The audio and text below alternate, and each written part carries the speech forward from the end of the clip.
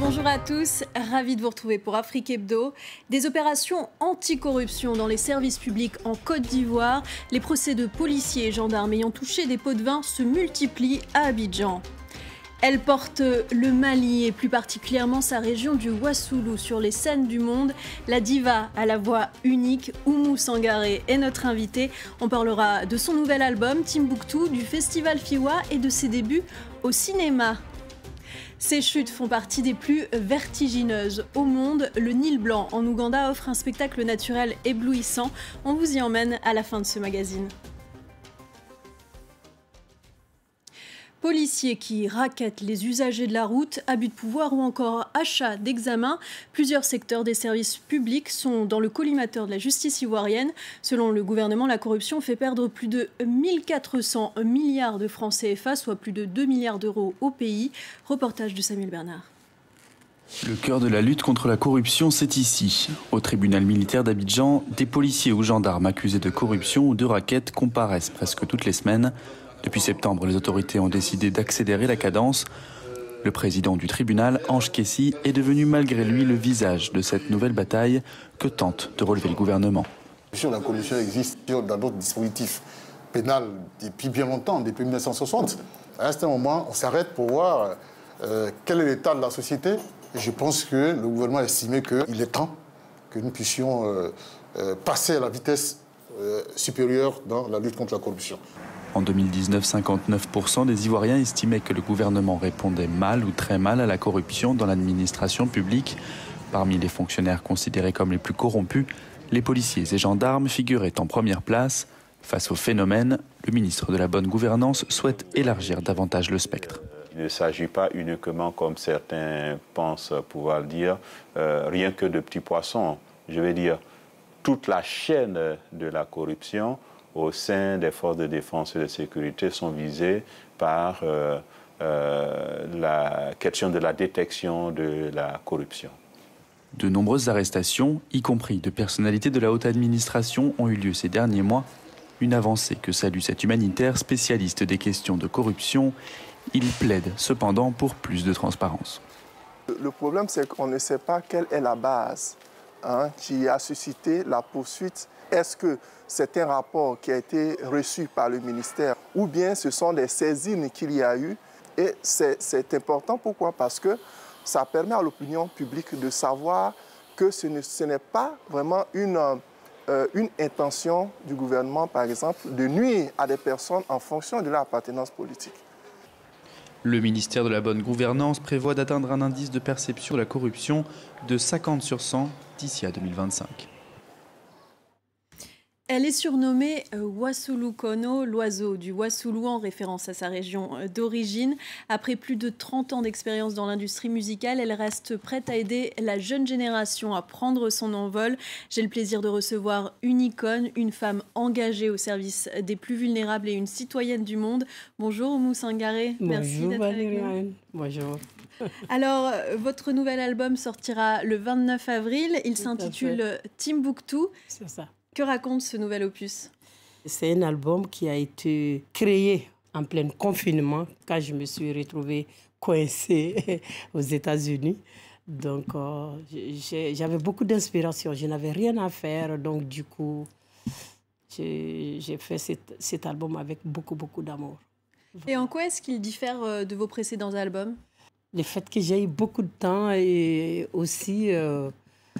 Et la situation de mon pays aussi, j'ai préféré juger nécessaire de donner le nom de Tombouctou qui est tellement important pour nous les Maliens d'abord et pour le monde entier parce que Tombouctou vraiment c'est une ville sacrée pour nous et qui a été saccagée par des djihadistes. Du coup, ça nous a choqués, ça a choqué le monde entier.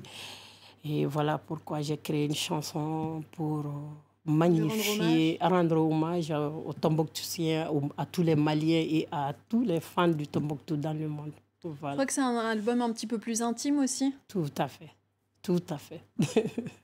Alors, le premier single s'appelle Sarama.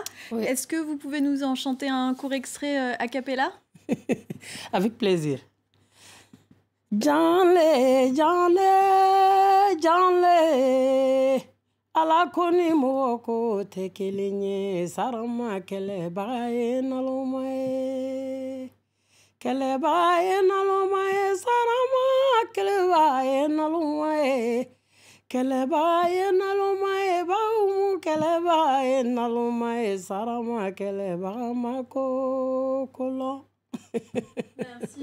Merci à vous. Une voix toujours aussi suave et unique. Merci. Alors, vous chantez en public depuis l'âge de 5 ans. Vous avez commencé lors de concours opposant les écoles primaires, les écoles maternelles. Si. Alors, maintenant que votre voix et votre parole sont reconnues au niveau international, quelle vision de l'Afrique avez-vous envie de chanter ? L'Afrique qui évolue, l'Afrique qui se réveille, l'Afrique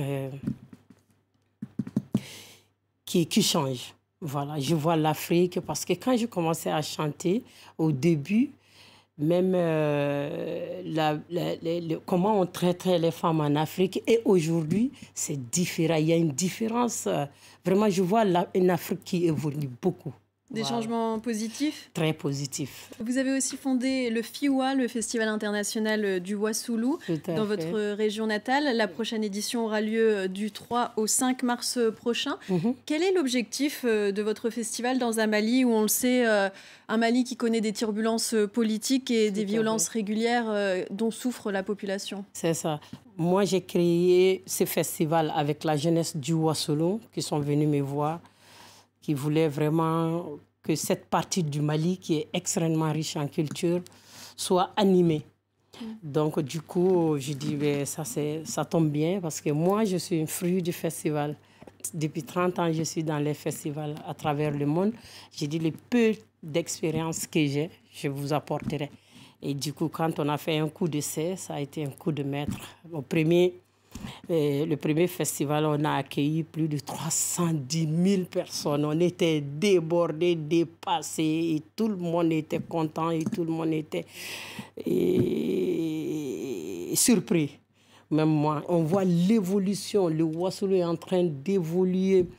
L'évolution est en train de partir en vitesse d'une manière incroyable. Donc, du coup, même au moment du Covid, je ne voulais pas faire du festival. Non, les notables même du village sont venus, et le gouvernement, non, tout sauf ça, on y va, festival. J'ai dit, en pleine Covid, oui, on y va. Donc, ça veut dire que c'était quelque chose qui manquait beaucoup. Et là, aujourd'hui, ça a pris une ampleur, mais... Oui, ça apporte aussi des emplois, ça participe au développement économique de la région. Beaucoup d'emplois. Aussi, je suis en train d'essayer de voir si je peux créer un institut même dans le Wassoulou, pour un institut des arts pour former les jeunes aux différentes professions artistiques. Voilà. Et quel est le programme de cette 5e édition ? Le programme est très riche parce que voilà, il va y avoir des chorales avec les jeunes du Wassoulou. Il va y avoir je donne la voix à des artistes, à des célébrités maliennes comme Mamadou Djabi, qui est très aujourd'hui, qui cartonne partout dans Bamako. Il y a Fatim Diabaté, Joss Sarama, moi, Oumou Sangaré, Cheikh Amadou Tidjane Seck. Un beau programme donc à découvrir du 3 au 5 mars prochain. Oui. Je crois qu'on va aussi bientôt vous voir sur grand écran. Qu'est-ce que vous pouvez nous en dire ? Oui, c'est effectivement pour la première fois. Donc, on va pas peut-être... c'est pas à moi de parler trop de ces films, mais c'est un grand film qui est en train d'arriver, où on m'a sollicité ma participation et j'ai accepté. C'était une nouvelle expérience et c'était superbe. C'était superbe. Je sais que les gens seront beaucoup surpris. Il va y avoir beaucoup de surprises. Mais là, franchement, j'ai découvert des choses en moi-même dans le film. Je suis mamie dans le film. Comme dans la nature même, je suis mamie. Donc, ça m'a facilité beaucoup de tâches. Et c'était une belle expérience pour moi. Oumou Sangaré, bientôt également actrice. Oui, pourquoi pas, c'est déjà fait. Merci d'avoir été avec nous sur le plateau d'Afrique Hebdo. Merci beaucoup, Valériane. Peut-être connaissez-vous le Nil Blanc en Ouganda. C'est là que se jettent les chutes Murchison. Le fleuve traverse le plus ancien parc national du pays. C'est un reportage de Nicolas Bertrand et Sylvain Barral. En remontant les rives du Nil Blanc, elles apparaissent, tonitruantes. Les chutes Murchison sont parmi les plus puissantes du monde, avec un débit colossal, 300 mètres cubes par seconde. C'est de là, quelques kilomètres plus loin, que partent les bateaux de touristes qui remontent le courant. Nous allons parcourir une portion de 17 km du fleuve pour se rapprocher des chutes. En chemin, ces visiteurs américains et européens vont traverser le plus ancien parc national du pays et vivre un safari aquatique. La plupart du temps, les hippopotames restent dans l'eau car leur peau est particulièrement sensible aux rayons du soleil. Le fleuve héberge aussi une importante colonie de crocodiles du Nil. Et sur les rives, de nombreux éléphants viennent profiter de la végétation ou se rafraîchir. Au loin, les chutes apparaissent. Le bateau n'ira pas plus près. Le courant et les remous seraient trop dangereux. D'autres touristes ont eux choisi de prendre de la hauteur. La vue est à couper le souffle.